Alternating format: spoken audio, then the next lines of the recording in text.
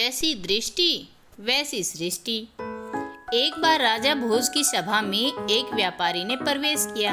राजा भोज की दृष्टि उस पर पड़ी तो उसे देखते ही अचानक उसके मन में विचार आया कि कुछ ऐसा किया जाए ताकि इस व्यापारी की सारी संपत्ति छीनकर राजकोष में जमा कर दी जाए। व्यापारी जब तक वहां रहा, भोज का मन रह रहकर उसकी संपत्ति को हड़प लेने का करता। कुछ देर बाद व्यापारी चला गया। उसके जाने के बाद राजा को अपने राज्य के ही एक निवासी के लिए आए ऐसे विचारों के लिए बड़ा खेद होने लगा।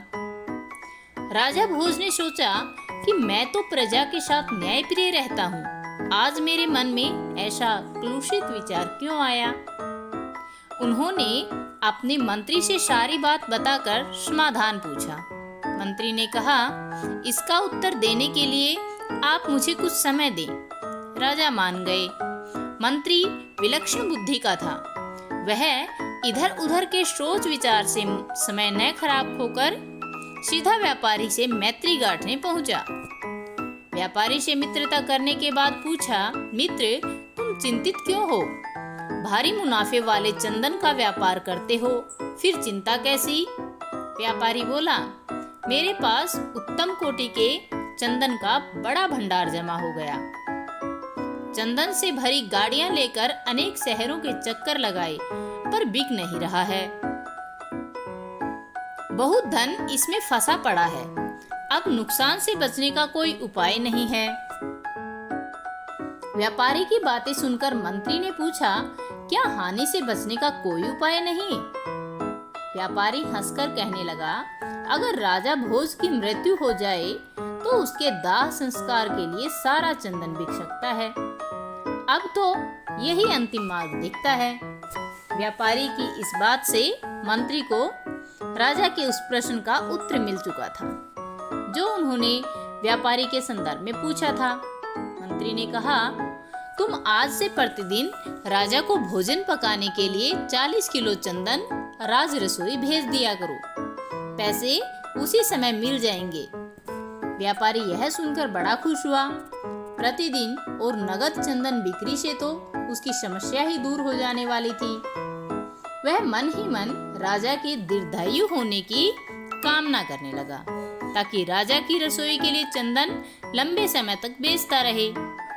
एक दिन राजा अपनी सभा में बैठे थे। वह व्यापारी दोबारा राजा के दर्शनों को वहां आया। उसे देखकर राजा के मन में विचार आया कि यह कितना आकर्षक व्यक्ति है, इसे कुछ पुरस्कार स्वरूप अवश्य दिया जाना चाहिए। राजा ने मंत्री से कहा, यह व्यापारी पहली बार आया तो उस समय मेरे मन में कुछ बुरे भाव आए थे। मैंने तुमसे प्रश्न किया था। आज इसे दोबारा देखकर मेरे मन के भाव बदल गए। इसे दूसरी बार देखकर मेरे मन में इतना परिवर्तन कैसे हो गया? मंत्री ने उत्तर देते हुए कहा, महाराज, मैं आपके दोनों ही प्रश्नों का उत्तर आज दे रहा हूँ। यह जब पहली बार आया था तब यह आपकी मृत्यु की कामना रखता था। अब यह आपके लंबे जीवन की कामना करता है। इसीलिए आपके मन में इसके प्रति दो तरह की भावनाओं ने जन्म लिया है। जैसी भावना अपनी होती है वैसा ही प्रतिबिंब दूसरे के मन पर पड़ने लगता है। यह एक वैज्ञानिक सत्य है। जब हम किसी व्यक्ति का मूल्यांकन कर रहे होते हैं तो उसके मन में उपजे भावों का उस मूल्यांकन पर गहरा प्रभाव पड़ता है। इसलिए दीवानी न्यायालय से जब भी किसी से मिले तो एक सकारात्मक सोच के साथ ही मिले ताकि आपके शरीर से सकारात्मक ऊर्जा निकले और वह व्यक्ति उस सकारात्मक ऊर्जा से प्रभावित होकर आसानी से आपके पक्ष में विचार करने लगे। क्योंकि जैसी दृष्टि होती है वैसी सृष्टि होती है। Like, share and subscribe our channel.